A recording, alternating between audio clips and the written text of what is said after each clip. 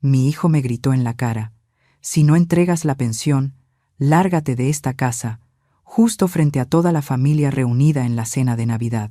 Mi nuera lo secundó: «Aquí nadie vive gratis». Durante los días siguientes siguió exigiendo lo mismo, pero yo ya lo estaba esperando, junto con mi abogado. Y lo que hice después. Pero antes de continuar, asegúrate de estar suscrito al canal Historias con Calma, donde compartimos historias de venganza llenas de emoción y giros inesperados. Y no olvides contarnos desde dónde nos estás viendo en los comentarios. Nos encantaría saber hasta dónde llegan nuestras historias. Aún puedo escuchar claramente la melodía de Noche de Paz resonando por toda la habitación cuando mi hijo, Luis, me gritó en la cara. Ese sonido se clavó en mi mente como una cuchillada que desgarró mi corazón. Me quedé inmóvil en medio de la sala, iluminada por las luces navideñas, donde apenas unos minutos antes todos reían y conversaban. Las miradas de los familiares se posaron en mí, miradas confusas, llenas de lástima, mezcladas con vergüenza. Nadie dijo una palabra. Solo se oía el sonido seco de los tenedores golpeando los platos, un ritmo hueco y gélido. Luis arrojó la servilleta sobre la mesa. La silla cayó hacia atrás con un ruido estridente. «Ya lo dije bien claro», gritó. «Estoy harto de cargar con todos los gastos de esta casa». Caminó hacia la puerta dejando tras de sí el olor penetrante de su loción y el eco de sus pasos sobre el piso de azulejo. Patricia, mi nuera, cruzó los brazos y se recargó en la pared. Su voz fue lenta, monótona, como si hablara del clima. «Aquí nadie vive gratis, señora. Cada quien tiene que hacerse responsable de lo suyo». La miré. Su rostro, perfectamente maquillado, brillaba bajo la luz del candelabro. Después miré la mesa aún llena de comida. El olor del pavo y del vino se mezclaba con el de la humillación. Un familiar intentó romper la tensión. «Vamos, no discutan en las fiestas.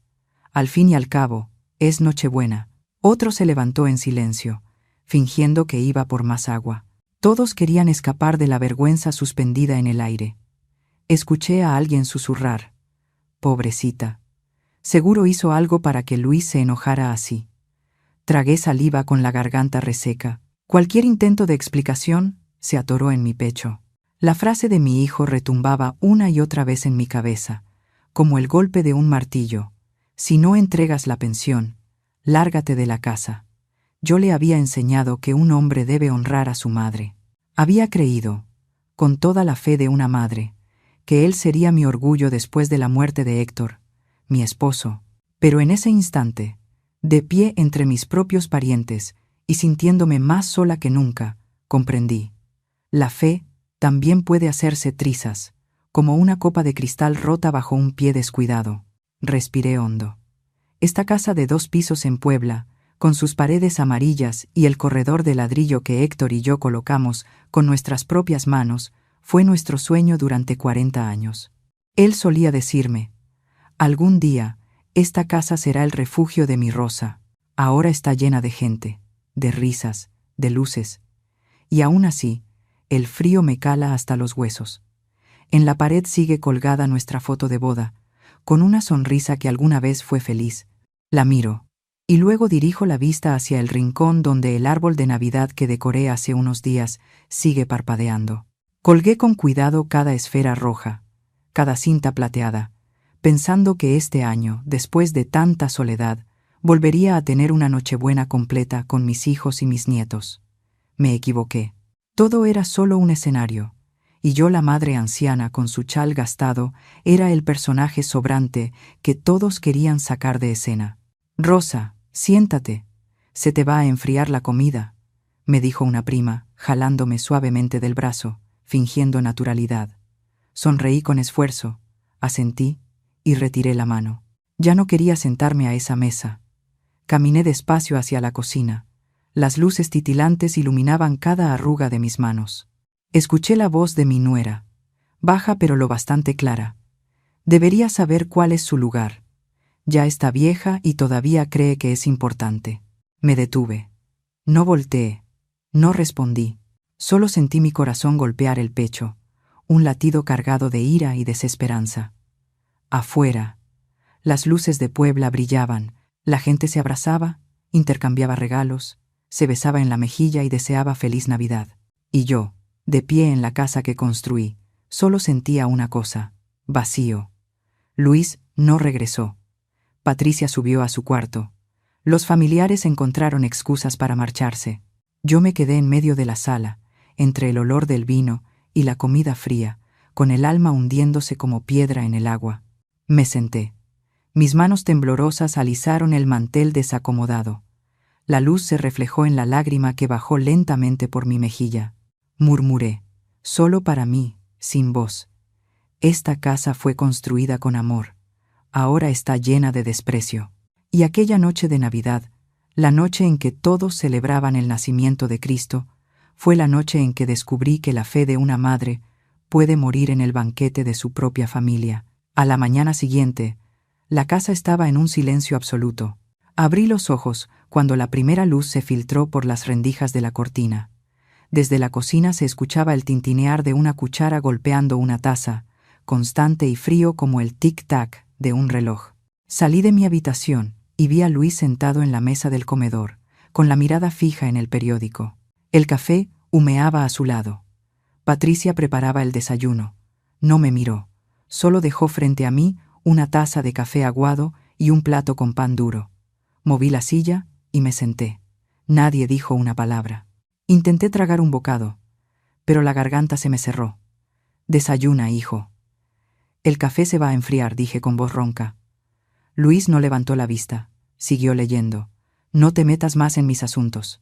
Ocúpate de lo tuyo, mamá. El aire se volvió espeso. Solo se oía el susurro del papel del periódico. Yo guardé silencio.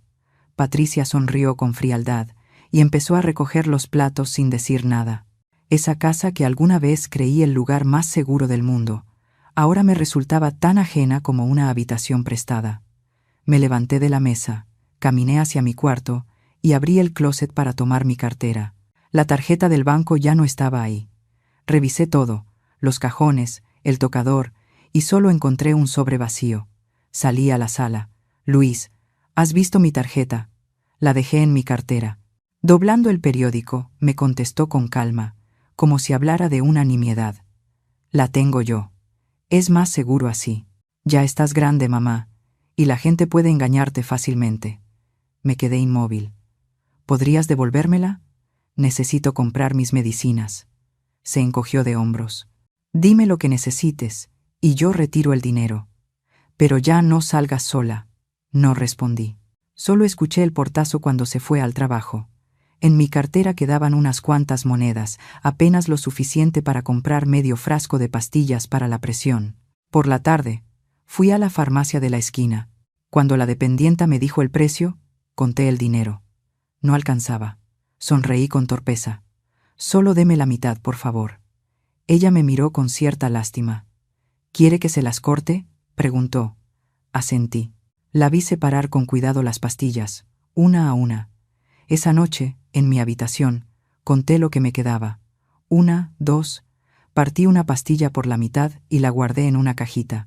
La mano me temblaba, la hoja del cuchillo rozó mi dedo, dejando una sensación ardiente. Respiré hondo, tragué media pastilla y sentí el sabor amargo bajar por la garganta.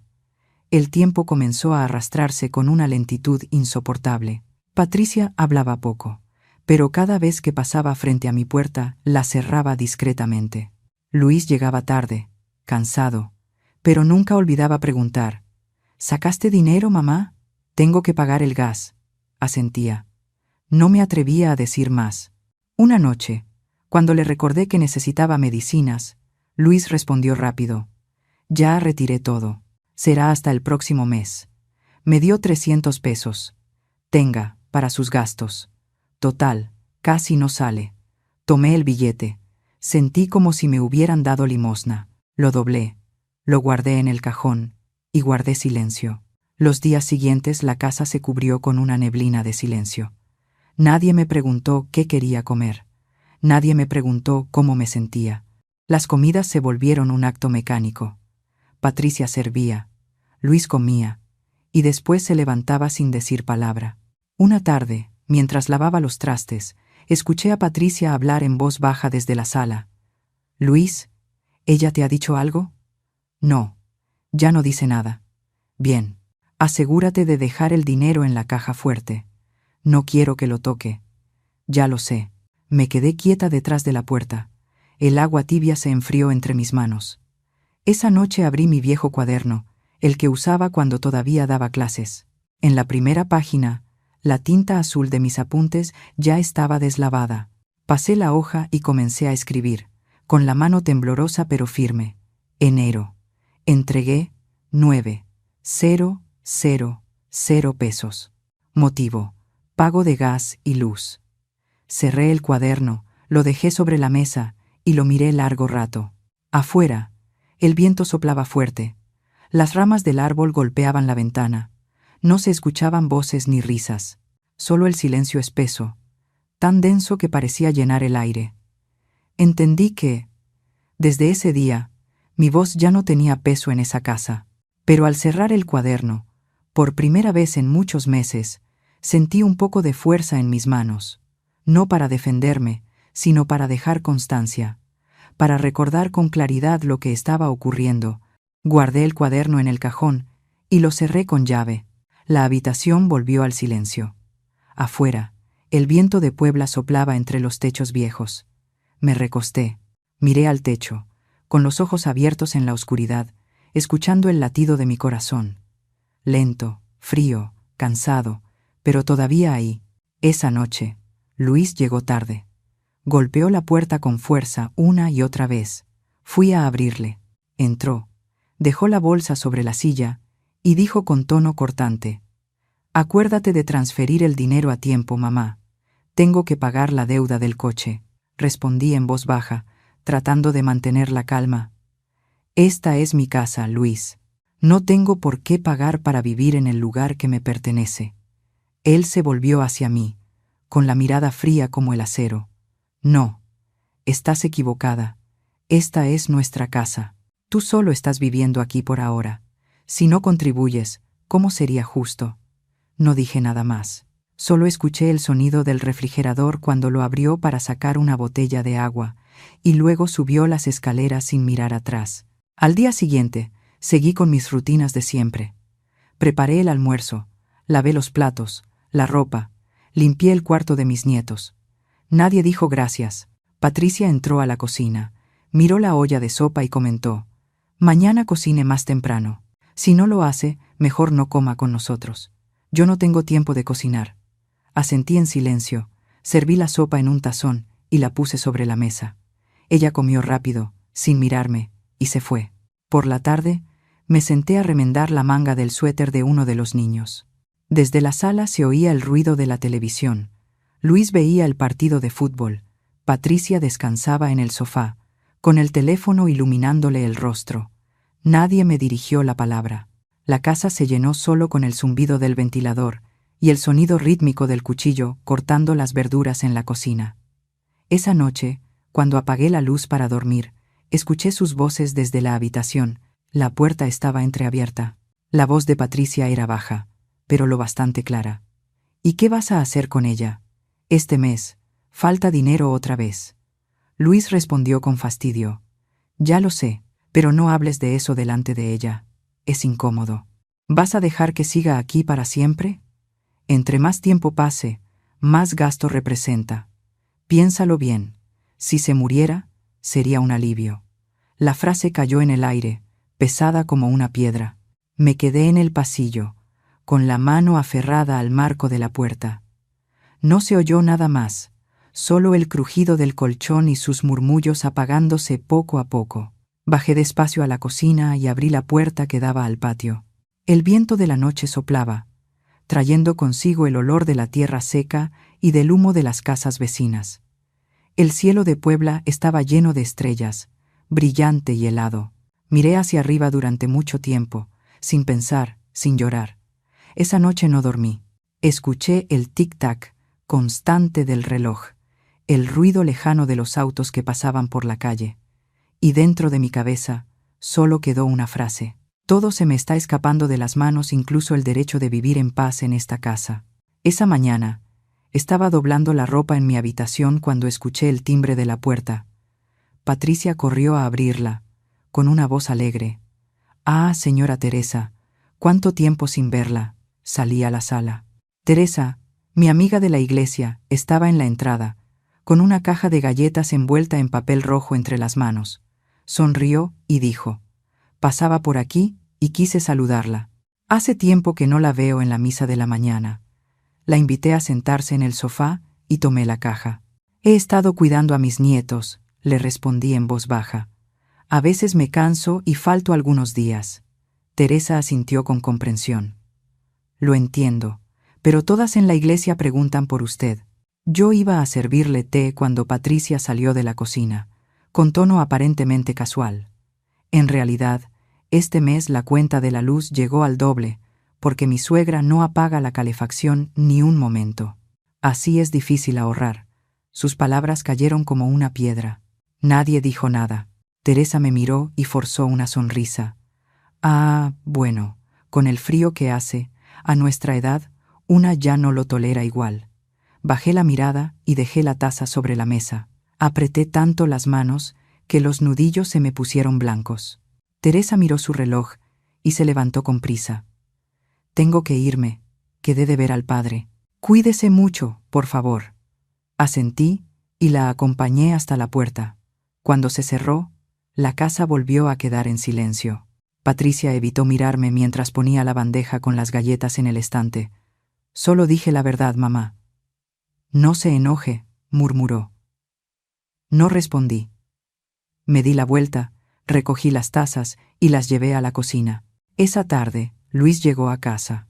Apenas abrió la puerta, su voz resonó por toda la sala. «¿Otra vez andas quejándote con la gente?»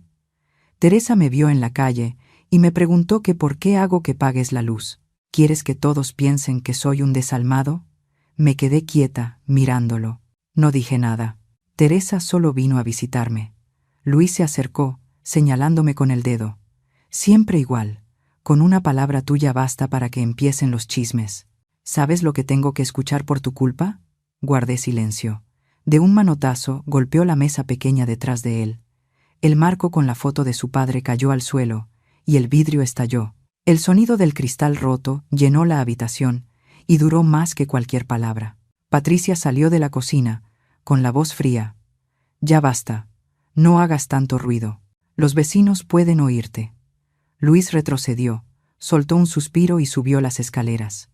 La puerta se cerró con un golpe seco. Me agaché y empecé a recoger los pedazos de vidrio.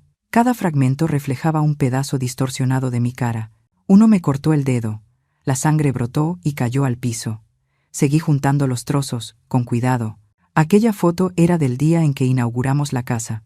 Él sonreía radiante, y yo estaba a su lado, sosteniendo un ramo de flores silvestres. Ahora la imagen estaba cubierta de polvo y manchada con un rastro rojo. La limpié suavemente y la volví a colocar en su marco. Cuando la oscuridad llenó la habitación, me senté en la silla y envolví mi dedo con una tira de curita. No encendí la luz. No quería que ninguna claridad iluminara lo que quedaba. Una mañana, escuché la voz de Patricia en el patio, alta y pareja. «Este coche, aunque viejo, es muy resistente. Lo compramos con los ahorros de los dos». Los vecinos admiraban. Se oía el motor encenderse. Risas, comentarios. Desde la ventana los observé. El auto plateado estaba estacionado frente al portón. Luis estaba junto a él, limpiando el parabrisas con aire satisfecho. Me di la vuelta en silencio. Sobre la mesa había un montón de papeles que él había dejado. Al ordenarlos, un estado de cuenta cayó al suelo. Lo recogí y leí con claridad. Retiro, 12,000 pesos, 28 de diciembre. Anotación. Transferencia automática, fondo de pensión. Miré la fecha. Era exactamente el día en que Luis fue al banco a retirar por mí. Sostuve el papel entre las manos y caminé hacia la sala. Luis estaba encendiendo la televisión. Mi voz salió ronca. «Luis, este dinero es el mío, ¿verdad?» No volteó. «¿Para qué lo quiere, mamá? Si usted no gasta nada, ¿para qué tenerlo?» Patricia estaba cerca, en silencio, con la mirada helada. Pregunté otra vez. «Respóndeme. Ese dinero es mi pensión». ¿Por qué lo usaron para comprar el coche? Luis apagó la televisión, se volvió, y su voz cortó el aire como una navaja. Porque yo soy quien paga todo aquí. Usted vive en mi casa, come mi comida, usa mi luz. ¿Cree que voy a mantenerla para siempre? Apreté el papel con fuerza. La voz me temblaba. Ese dinero es para mis medicinas, para vivir. Él torció la boca en una media sonrisa. Y está viviendo aquí, ¿no? Considérelo como el pago del alquiler. ¿Qué tiene de malo? Retrocedí. Mi hombro chocó con la mesa. Un vaso cayó y el agua se derramó por el piso. Me quedé mirando el charco sin poder hablar. Luis tomó las llaves. No haga drama, mamá. Voy tarde. Salió. Patricia lo observó sin moverse. Cuando intenté apoyarme en la mesa para levantarme, el mareo me envolvió. Todo giró. Caí, golpeando la cabeza contra el suelo. Un sonido seco, pesado. Después supe que me habían encontrado inconsciente y llevado al hospital. Carmen, mi hermana, llegó enseguida. Se sentó a mi lado, tomó mi mano, habló con el médico y se quedó toda la noche. A la mañana siguiente, mientras yo seguía dormida, Luis entró al cuarto. Tenía el rostro impasible. Carmen se levantó al instante. ¿A qué vienes?, preguntó con dureza. A ver cómo está, contestó él, corto. A ver cómo está, replicó ella. ¿Todavía tienes cara para preguntar? La llevaste al límite. Luis cruzó los brazos. Yo no hice nada. Mamá está vieja. Se desmayó. Nada más. Carmen dio un paso hacia él. ¿Se desmayó? Revisé el expediente. Presión baja. Falta de medicación. ¿Dónde están las medicinas? ¿Dónde está el dinero de mamá? Tú lo controlas todo. Él levantó el mentón. No te metas. Esto es asunto de mi casa. Carmen soltó una risa seca. ¿Tu casa? Estás viviendo en la casa de mi hermana, la que ella y mi cuñado construyeron ladrillo por ladrillo. No tienes derecho a llamarla tuya. Luis frunció el ceño, elevando la voz. Muy bonito lo que dices. Pero dime, ¿quién ha mantenido a mamá estos años? ¿Quién paga la luz, el agua, el gas? Su pensión alcanza para vivir, respondió Carmen sin titubear. Vi los estados de cuenta. Todo se deposita en tu cuenta. ¿Y todavía dices que la mantienes? Luis arrojó una bolsa de papeles médicos sobre la mesa. No entiendes nada. Mamá es mayor. Cualquiera podría engañarla. Yo manejo el dinero por seguridad. ¿Por seguridad o por conveniencia?, replicó Carmen. Todo el vecindario sabe que usas su pensión como si fuera tuya. Luis levantó la voz. No necesito tus sermones. Lárgate. Esto no te incumbe. Carmen no se movió. No me iré. Esta vez voy a proteger a mi hermana. Si vuelves a tocar su cuenta, si tomas un solo peso más, hablaré con un abogado. Nadie te va a cubrir, Luis. Él rió. Un sonido seco y hueco. ¿Un abogado? ¿Y crees que me asusta? Adelante. Carmen lo miró unos segundos y bajó el tono, firme. Te vas a asustar, pero no por la cárcel, sino por perder todo lo que crees que es tuyo. No sé cuánto tiempo pasé inconsciente. Cuando abrí los ojos, el techo blanco me cegó. El olor del desinfectante era fuerte. El monitor cardíaco emitía un pitido constante. Una voz conocida me llamó. Hermana. Volteé. Carmen estaba sentada a mi lado, los ojos enrojecidos, sosteniéndome la mano. ¿Hasta cuándo vas a quedarte callada?, dijo temblando. Él te está destruyendo, poco a poco. Intenté incorporarme, pero no pude. Carmen me ayudó. El médico dijo que fue una caída por agotamiento. Tu presión bajó demasiado. ¿Por qué no me dijiste nada? Volteé hacia la pequeña ventana. La luz era tan intensa que dolía. El zumbido del purificador llenaba el silencio. Carmen sacó una tarjeta del bolsillo y la puso sobre la mesa junto a la cama. Licenciado Ramírez, abogado defensor de adultos mayores. Ha ayudado a muchas personas. Tienes que hablar con él. Miré la tarjeta blanca, las letras negras perfectamente alineadas. No dije nada. Carmen me apretó la mano. No dejes que te sigan haciendo daño. ¿Dónde está la Rosa que yo conocí? Apreté su mano con fuerza. Fijé la mirada en la tarjeta. Todo a mi alrededor se volvió difuso, salvo el sonido de mi corazón. Lento pero firme. Y entonces dije, despacio, pero con certeza. Ya basta. Carmen no respondió. Solo asintió. En el pasillo resonaron pasos. Permanecí inmóvil, mirando el techo blanco. Sentí el vacío dentro de mí. Pero esta vez, ese vacío ya no era resignación. Salí del hospital por la tarde. Carmen me esperaba en la entrada. Me puso un chal ligero sobre los hombros y me ayudó a caminar hasta una banca bajo los árboles. Nos sentamos en silencio un largo rato. El ruido de los autos, las llantas pasando sobre los topes. Carmen me miró y habló despacio, con voz firme. «Es momento de que te defiendas, hermana». No respondí. Miré mis manos. Luego asentí suavemente. Me levanté con ella, pedimos un taxi y nos fuimos. La oficina del licenciado Ramírez estaba en la planta baja de un edificio viejo. El interior era pequeño, ordenado, los expedientes alineados en los estantes. Se levantó al vernos, extendió la mano. «Por favor, siéntese». Su voz era grave, pausada.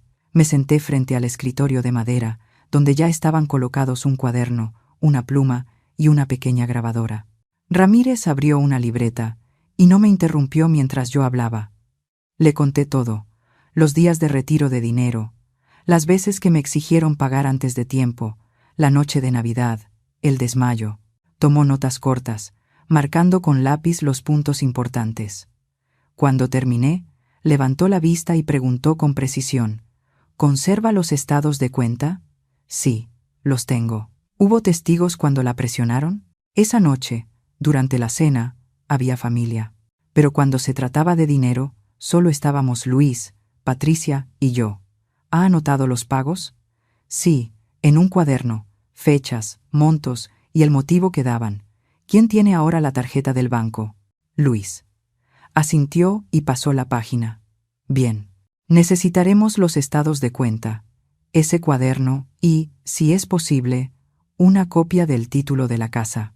No es para pelear la propiedad, sino para mostrar el contexto, que usted y su esposo la construyeron y que no existe ningún acuerdo de renta». Asentí. Carmen sacó del bolso la carpeta que yo le había encargado. 3 meses de estados de cuenta, recibos de retiro y una copia de mi comprobante de pensión. Ramírez ordenó los papeles por secciones, los engrapó y dijo con calma, evitando palabras demasiado técnicas: «Lo que su hijo ha hecho se llama abuso financiero contra una persona mayor. La ley lo define con claridad: forzar, apropiarse o controlar los recursos de un adulto mayor puede constituir delito. La coacción incluye retener tarjetas, exigir entrega de pensión o amenazar con echarla de su casa, aunque esté a su nombre». Hizo una pausa y me miró a los ojos. «Usted puede presentar una denuncia penal». Apreté el asa de mi bolso y dije, con voz baja pero firme: «No quiero verlo en la cárcel, solo quiero que entienda, que me devuelva mi dinero y se detenga». Ramírez asintió. «Actuaremos con razón, no con rencor. Puedo redactar un acuerdo civil de restitución por plazos, con cláusulas de protección para usted, devolución de la tarjeta, prohibición de retiros sin su firma y una condición de demanda inmediata si incumple. También incluiré que usted no debe pagar renta, pues no hay fundamento legal». «Estoy de acuerdo», respondí. Tomó los documentos y explicó: «Siguiente paso. Necesito estados de cuenta de 6 meses, su cuaderno y cualquier mensaje o nota donde le pidan dinero. Haré un registro detallado de los montos, vinculando cada retiro con la fecha de pago de su pensión. Luego prepararé el borrador del acuerdo. La firma debe hacerse en su casa, con ambas partes presentes». Carmen preguntó: «¿Se necesita testigo?» «Sí, yo seré testigo y guardaré copia. Si Patricia está presente, mejor aún». Abrí mi bolso y saqué el cuaderno. Ramírez revisó hoja por hoja, comparando con los estados de cuenta. Marcó cada línea: fecha, cantidad, motivo. En la portada escribió: «Total, 168,000 pesos. Aproximado». Miré la cifra sin decir palabra. Ramírez organizó todo. Colocó etiquetas: prueba A, cuaderno; prueba B, estados de cuenta; prueba C, comprobante de pensión. Luego añadió: «Así lo haremos. El día 28, la fecha en que él suele venir por el dinero. Estaré en su casa a las 10 de la mañana. Esperaremos en la sala. Presentaré las pruebas y el acuerdo. Si se niega a firmar, levanto el acta y ese mismo día se presenta la denuncia ante el fiscal. ¿Y si se altera?, pregunté. Usted no discuta, solo confirme lo necesario. Del resto me encargo yo. Carmen anotó la cita en su teléfono. Yo me enderecé un poco y dije con claridad: lo esperaré. Ramírez asintió. Un día antes, le llamaré para confirmar. Guarde todo esto con cuidado. No lo muestre a nadie ni entregue más dinero. Entendido, respondí. Nos levantamos. Carmen le agradeció. En la puerta, el licenciado me entregó otro papel. Es un resumen de los derechos de los adultos mayores, con lenguaje sencillo. Léalo en casa. Lo más importante, su dinero le pertenece. Nadie puede retener su tarjeta sin autorización escrita. Doblé el papel con cuidado y lo guardé. De regreso, Carmen no habló. Yo me recosté en el asiento, mirando por la ventana. No pensaba en nada, solo sujetaba el bolso contra el pecho. Al llegar, Carmen me ayudó a subir al cuarto y me dijo: si Luis pregunta, solo dile que mañana revisarás tus papeles. No discutas. Asentí. Ella se despidió, prometiendo llamar en la noche. Cayó la noche. Me senté al borde de la cama, me quité el chal y escuché el sonido de una cuchara golpeando una olla en la cocina. La luz del comedor se filtraba bajo la puerta. Las voces de Patricia y Luis llegaban entrecortadas, frases cortas, tono normal. Abrí el armario, tomé la caja con los documentos que me dio Ramírez y la guardé en el cajón, bajo llave. Me senté junto a la ventana, mirando el patio. Dentro de la casa, se escuchó una breve risa. Luego silencio. Susurré, apenas audible. Antes temía perder a mi familia. Ahora solo temo perderme a mí misma. Apagué la luz y me recosté. En la mesa, el reloj marcaba un ritmo constante. Cerré los ojos y conté hasta 28, y me detuve ahí. Faltaban 3 días. Apreté la llave del cajón en mi mano, sin soltarla. Me levanté más temprano de lo habitual. Limpié la mesa, acomodé las sillas, corrí las cortinas lo justo para que entrara la luz. En la mesa de la sala coloqué la vieja tetera, 2 tazas, el expediente ordenado y una pluma. Me puse la blusa que Héctor me había regalado y abotoné el cuello. Revisé una vez más el cuaderno, donde ya tenía marcadas las páginas que debía abrir. A las 10 en punto, el licenciado Ramírez llegó. Dejó su maletín, sacó un fajo de documentos y una pequeña grabadora, presionó un botón y dijo en voz baja: «El dispositivo funciona». Asentí. Nos sentamos frente a frente, en silencio. El tic-tac del reloj marcaba el ritmo del aire. Un momento después, se escuchó un auto detenerse frente al portón. El radio seguía encendido, la música se filtraba débilmente. La puerta se abrió. Luis entró como siempre, revisando su cartera mientras decía: «Mamá, rápido, tengo prisa. Dame la tarjeta y voy a sacar el dinero». Se detuvo al ver a Ramírez. «¿Y este quién es?». Patricia venía detrás, con el bolso en los brazos, mirando alrededor con frialdad. «¿Qué estamos haciendo aquí?», preguntó con voz dura. Ramírez se levantó, presentó con calma: «Soy el abogado de la señora Rosa María. Hoy hablaremos sobre los retiros que el señor Luis ha hecho durante los últimos 6 meses». Luis soltó una risa corta y guardó la cartera. «Ese dinero fue para los gastos de la casa. Nosotros mantenemos a mamá». Lo miré directo. «Aquí nadie mantiene a nadie. Vivimos juntos en la casa que construimos». Luis se encogió de hombros. «Como quiera. Pero necesito la tarjeta». Ramírez señaló las sillas. «Por favor, siéntense». Abrió los documentos y dijo: «Estos son los estados de cuenta del banco. Todos los retiros se hicieron con la tarjeta de la señora Rosa María. Las fechas coinciden con los depósitos de su pensión». Patricia cruzó los brazos. «Ella exagera. Solo buscamos que sea justo. Todos en esta casa deben aportar algo». Ramírez colocó a un lado un cuaderno pequeño. «Este es el registro escrito por la señora Rosa. Fechas, montos, motivos gas, luz, reparaciones, internet, agua. Los gastos reales no coinciden con lo retirado. Hay una diferencia sin comprobantes. Luis se recargó en la silla, sonrió con ironía. ¿Y qué? Es asunto de familia. Ramírez habló con tono sereno pero firme. Si a esto le llaman justicia, la ley lo define como coerción financiera. Incluye retener la tarjeta de un adulto mayor, obligarlo a entregar toda su pensión, amenazarlo con expulsarlo de su casa o hacer retiros sin autorización legal. La señora Rosa tiene derecho a denunciar. Luis golpeó la mesa con la palma. ¿Qué leyes ni qué nada? Esto es asunto privado.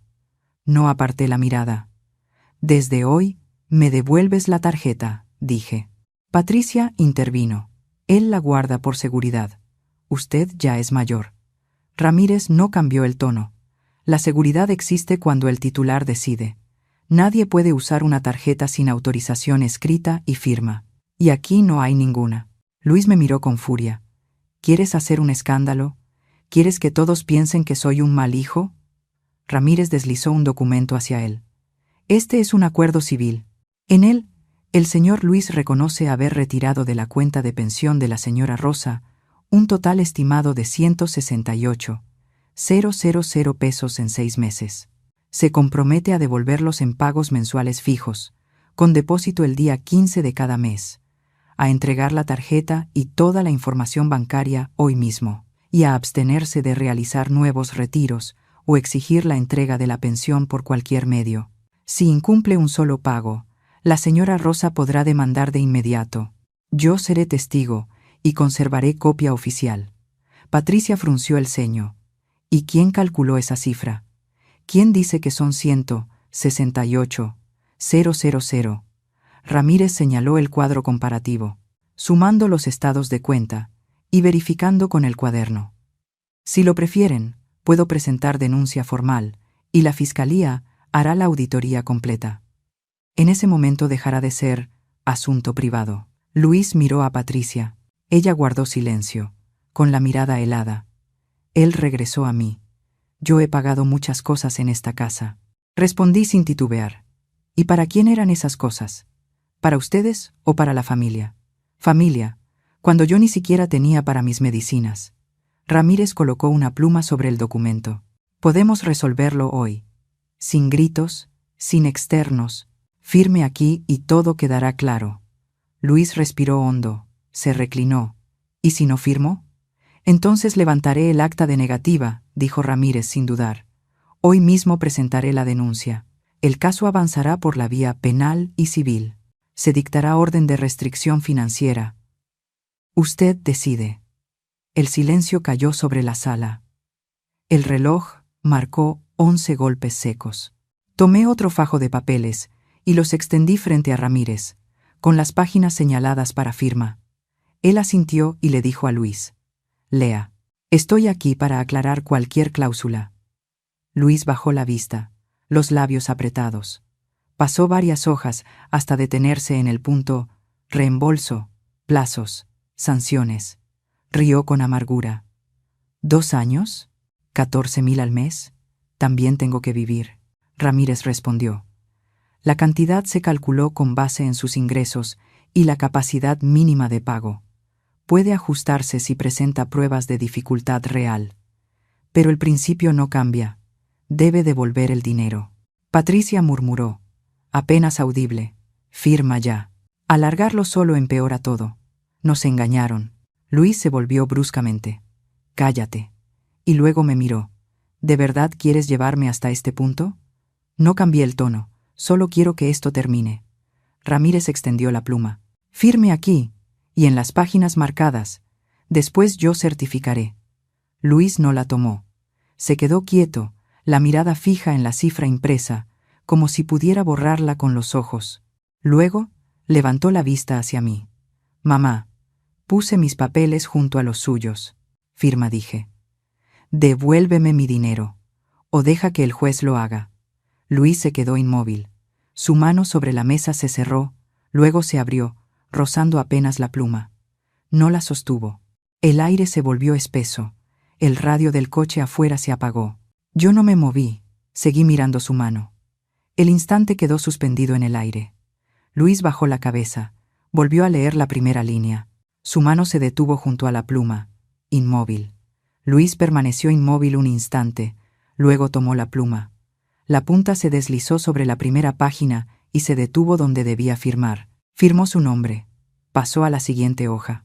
Seguí el movimiento de su mano, constante, resignado. Su mirada era vacía, no levantó la cabeza. Tercera página, cuarta página. Dejó la pluma sobre la mesa. Ramírez tomó la segunda copia y la giró hacia Patricia. «Firme aquí como testigo», dijo. Patricia no respondió. Tomó la pluma y firmó rápido, el rostro rígido como una máscara. Dejó la pluma y empujó los papeles hacia él. Ramírez colocó ambas copias en una carpeta, selló con tinta roja, firmado. Apagó la grabadora, guardó los documentos en su maletín. «Enviaré las copias a ambas partes hoy mismo. La tarjeta y los datos de la cuenta deben entregarse ahora», indicó. Luis sacó la billetera, extrajo la tarjeta del banco y la puso sobre la mesa. La tomé y la guardé en mi cartera. Ramírez anotó en el acta: «Tarjeta entregada». Luego le dio a Luis otro documento, un compromiso de no volver a acceder a la cuenta. «Firme aquí también, solo una línea para que quede claro». Luis firmó. Ramírez cerró el maletín. «Listo. A partir de ahora los pagos se harán conforme al punto 2. Yo verificaré y certificaré cada mes». Se puso de pie, mirándonos a los tres. «Con esto, damos por terminado». Luis metió las manos en los bolsillos, evitando mirarme. Patricia ajustó la correa de su bolso. Ambos se dieron vuelta y caminaron hacia la puerta sin decir palabra. Los seguí hasta el umbral. Bajaron los escalones, cruzaron el patio, salieron por el portón. Los miré irse, sin llamarlos. Cuando el portón se cerró, murmuré, sin dirigirme a nadie: «La justicia no es venganza, es solo un recordatorio de los límites». Ramírez asintió apenas, como en señal de acuerdo. Me despidió, prometiendo enviar las copias ese mismo día, y se marchó. Permanecí un momento en la puerta, escuchando el sonido del auto alejándose. En la sala, la tetera seguía tibia y los documentos sellados descansaban sobre la mesa. Entré, los guardé en el cajón y cerré con llave. Apreté la llave en mi mano, un instante, luego la solté. Después de la firma del acuerdo, Luis y Patricia comenzaron a empacar. No hubo discusiones, ni disculpas, solo silencio. Me dijeron que se mudarían por un tiempo. Asentí, sin detenerlos. Se llevaron ropa, algunos aparatos y objetos personales. Me quedé en el porche mirando cómo cargaban el auto. Patricia, sin mirarme, murmuró: «Estaremos bien, eso espero», respondí. Luis no dijo nada. Cerró la cajuela con más fuerza de la necesaria. El coche se alejó, dejando el patio vacío y en silencio. Abrí las ventanas para dejar que el viento se llevara el olor a gasolina que aún flotaba. Al día siguiente, Carmen llegó. Traía una bolsa con víveres, medicinas y algunas macetas pequeñas. «Ya no tienes que aguantar más», dijo. Solo la miré. Comenzó a limpiar la cocina, el jardín, las sábanas. Me senté a observarla, sin pensar en nada. Al mediodía cocinó sopa y me insistió: «Come todo. Has bajado mucho de peso. Ahora lo primero es recuperar fuerzas». Comí despacio, tomé mis medicinas. Por primera vez en semanas, dormí una siesta corta. Carmen se quedó varios días. Cada mañana hacía café y abría las ventanas para dejar entrar el sol. Reacomodó la sala, tiró lo que evocaba recuerdos tristes, el marco roto, las facturas viejas. «Lo que ya no sirve, se va», dijo. Asentí. También habló con Ramírez, para asegurarse de que el acuerdo se cumpliera. Él confirmó: «Luis ha hecho el primer pago a tiempo». Carmen me recordó: «No tienes que decir nada, deja que él se encargue».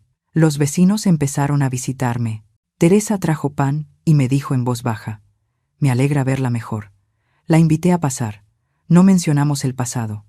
Poco a poco todos volvieron, ya sin miradas de lástima. Volví al mercado con Carmen. Compramos plantas, abono y replantamos el viejo limonero que se había secado. Yo cavé la tierra, ella regó. Si este árbol vuelve a vivir, tú también, dijo, sonriendo. No sonreí, pero sentí algo más liviano en el pecho. Una tarde, Carmen recibió una llamada de Ramírez. Luis y Patricia se mudaron definitivamente. Rentan un departamento en el centro. Ya no tienen derechos sobre la casa, informó. Carmen asintió. Perfecto. Mi hermana necesita su espacio. Yo solo respondí. Sí. Ella me miró. Ahora esta casa es tuya sola. No temas al silencio. Ya no es el mismo. Esa noche nos sentamos en el porche a tomar té. Carmen preguntó, ¿qué harás ahora? Replantaré el jardín. Y volveré al grupo de la iglesia. Bien, dijo ella. Pequeñas cosas, pero constantes. Lo haré, respondí. Después de cenar, limpió la mesa y dejó un sobre encima. Un poco de dinero extra. Guárdalo. No, tengo suficiente, dije. Ella sonrió. Guárdalo igual. Nunca se sabe. A la mañana siguiente, me llevó al control médico. El doctor dijo que mi presión estaba estable y solo necesitaba descansar. Carmen compró más medicinas. Tómalas a tiempo. Volveré el fin de semana, me dijo, abrazándome antes de irse. Estás empezando de nuevo, pero no sola. Yo estoy aquí, asentí. Desde ese día empecé a hacer las cosas por mí misma. Me levantaba temprano, barría el patio, cuidaba las plantas, anotaba pendientes en mi cuaderno. Cada noche Carmen llamaba. ¿Qué comiste? ¿Tomaste tus medicinas? Sí, respondía. Su voz constante, tranquila, marcaba el ritmo de mis días, como el tic-tac del reloj, que por fin volvió a sonar sin miedo. En los días siguientes, recibí los depósitos puntualmente. Ramírez me enviaba un mensaje breve cada vez que el dinero entraba en la cuenta. Anotaba en mi cuaderno fecha, cantidad y la nota recibido. No tuve contacto con Luis. Vivían al otro lado de la ciudad. Solo oía fragmentos de historias por vecinos conocidos. El ambiente en su casa era tenso. Las puertas se cerraban temprano. El coche rara vez salía de noche. Los rumores se propagaron más rápido de lo que imaginaba. En el mercado, la vendedora de frutas me preguntó con rodeos. ¿Su hijo? Hace tiempo que no se le ve, ¿verdad? No respondí. Pagué y me fui. Al día siguiente, vino el plomero a revisar una fuga. Mientras trabajaba, murmuró. Dicen que su hijo, fue demandado por su mamá. Guardé silencio. Al notar que no contestaba, calló también y terminó su labor sin decir más. Días después, una vecina que llevaba años sin saludarme apareció de repente, con una expresión incómoda. Escuché lo que pasó. Solo quería desearle salud. Asentí. Por Ramírez supe algo más del otro lado. Me dijo con pocas palabras. El taller de Luis perdió 2 contratos. Tienen miedo de involucrarse en su escándalo familiar. Solo respondí. Ya veo. Más tarde, otro mensaje. Un cliente habitual fue al taller, pero se retiró al oír los rumores. Cerré el teléfono. Lo que tenía que llegar, llegó. El fin de semana, Patricia llamó.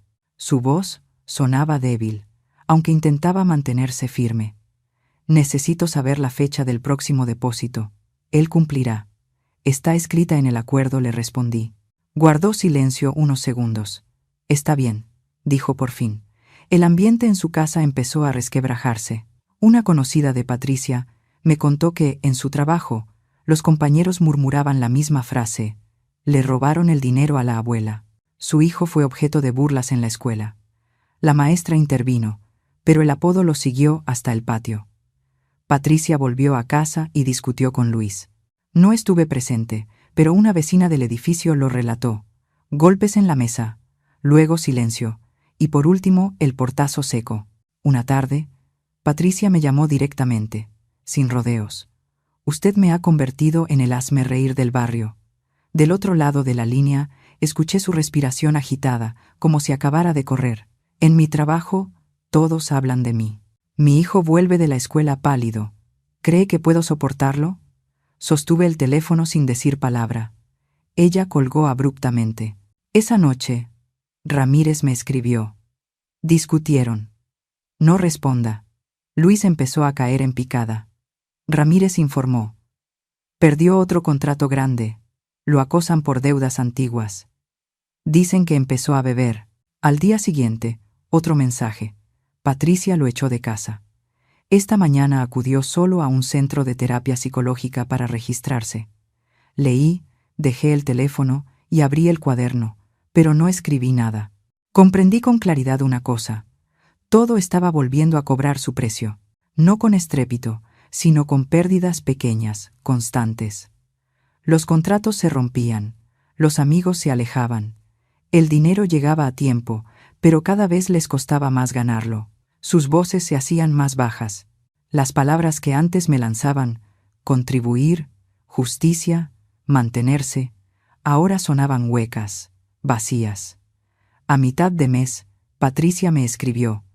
¿A quién debo enviar el comprobante del depósito? Le pasé el número de Ramírez. Lo enviaré, dijo. Él ya no puede mirar a nadie. Anoté en el cuaderno. Pago recibido a tiempo. Una noche sonó el timbre. Abrí la puerta. No había nadie. Solo un sobre el escalón. Adentro, el comprobante de transferencia impreso del banco, junto a una nota escrita a mano. Depósito realizado este mes. Sin firma. Lo guardé en el expediente. Ramírez llamó después. Ya verifiqué. Monto y fecha correctos. A fin de mes, Patricia vino en persona. Se quedó fuera del portón. Salí y lo abrí. Me entregó un sobre delgado. Él no puede verla. Vengo a cerrar este asunto, dijo entre dientes, con voz tensa. Permanecí inmóvil un momento. Tomé el sobre.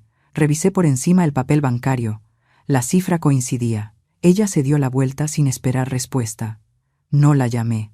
Unos días después, un viejo amigo de Luis me envió un mensaje. Tal vez por error. Ya no iremos al taller. No contesté.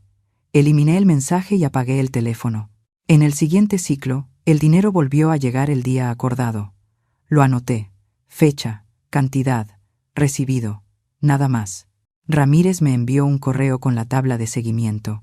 Una columna con los meses, otra con los montos pagados, otra con lo pendiente. Abajo, escribió. Estado. Al corriente. El día 30, Patricia regresó. Esta vez, solo asintió. Abrí el portón. Me entregó el comprobante bancario sin sobre. Está pagado, dijo. Lo sé, respondí. Miró sus zapatos y murmuró. Él asiste a terapia regularmente. No añadí nada. Tomé el papel. Adiós, dije. Se marchó. Recibí el dinero. Abrí el cuaderno y subrayé la línea del nuevo mes. No añadí comentarios. Dejé la pluma. Cerré el cuaderno. Saqué la llave. Cerré el cajón. La devolví a su lugar.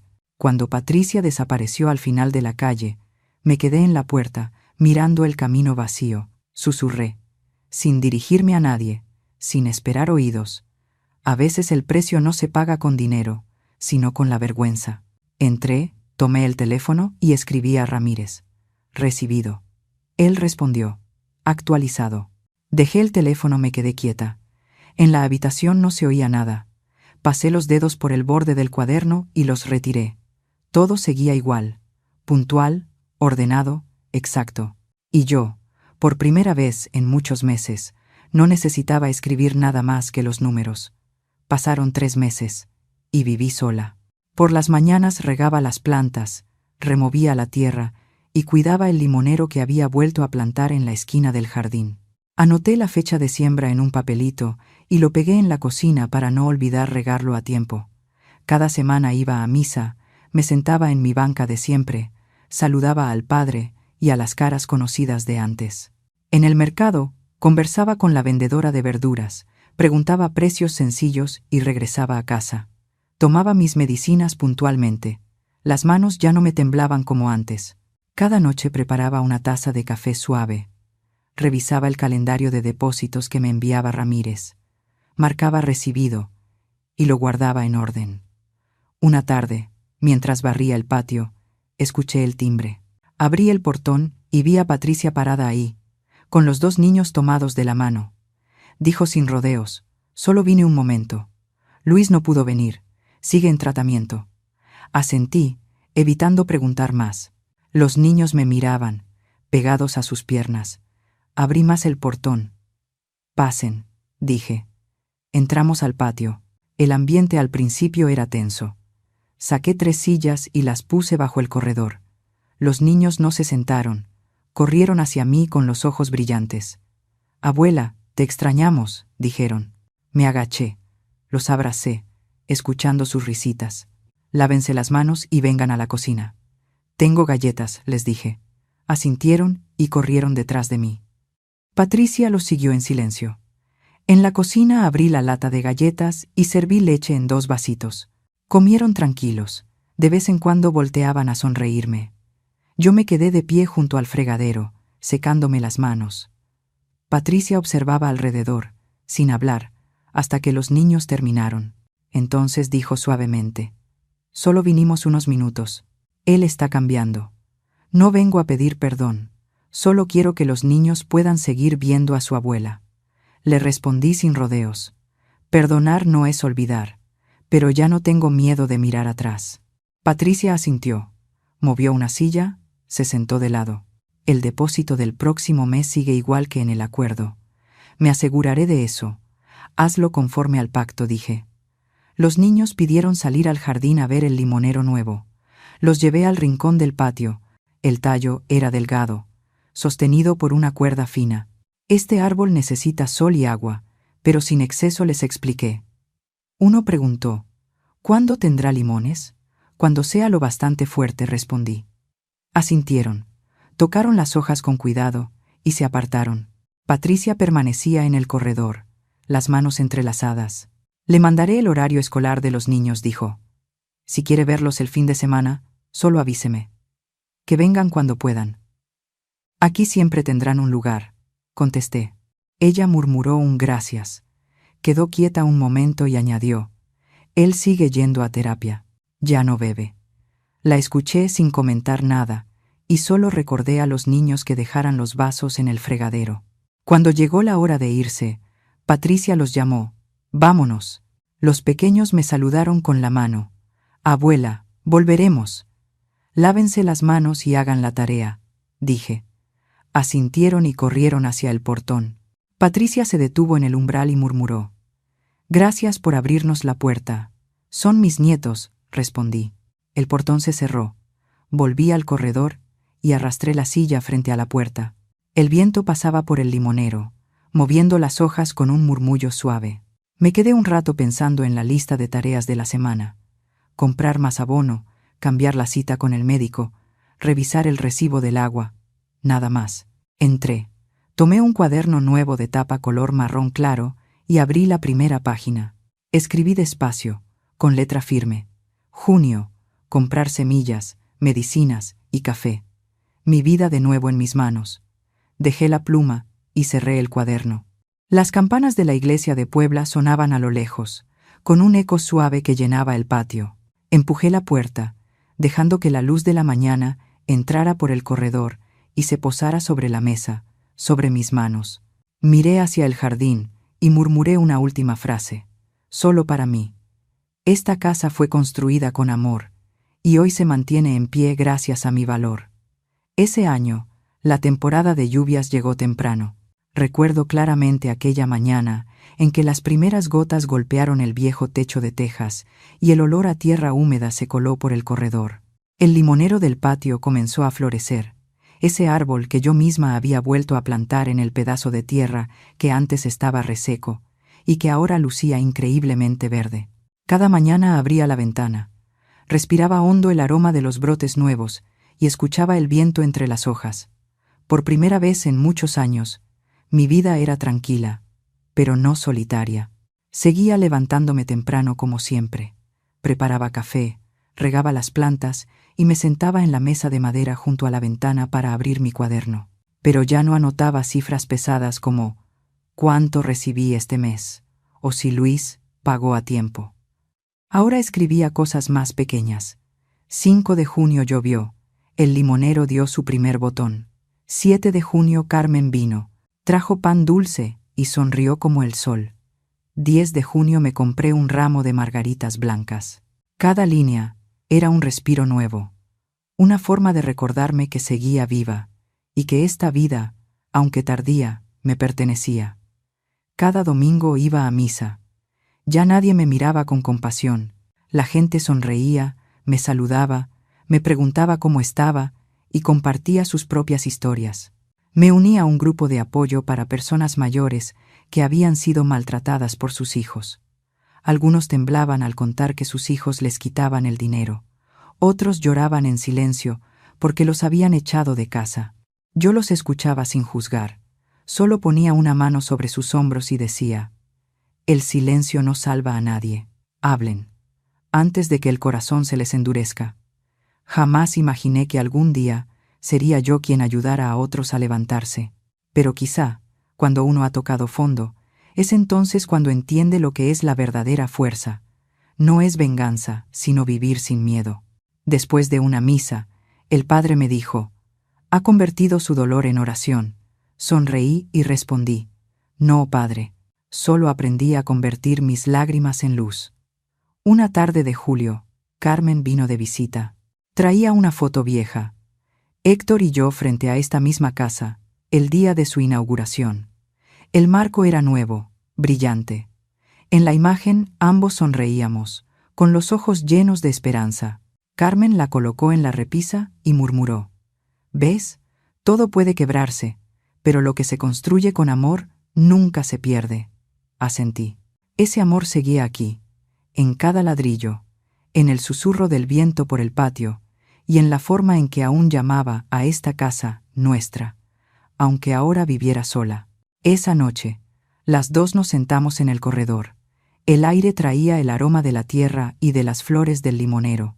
Carmen me preguntó: ¿alguna vez te has arrepentido de no haber perdonado antes o de no haberte defendido antes? Respondí: no.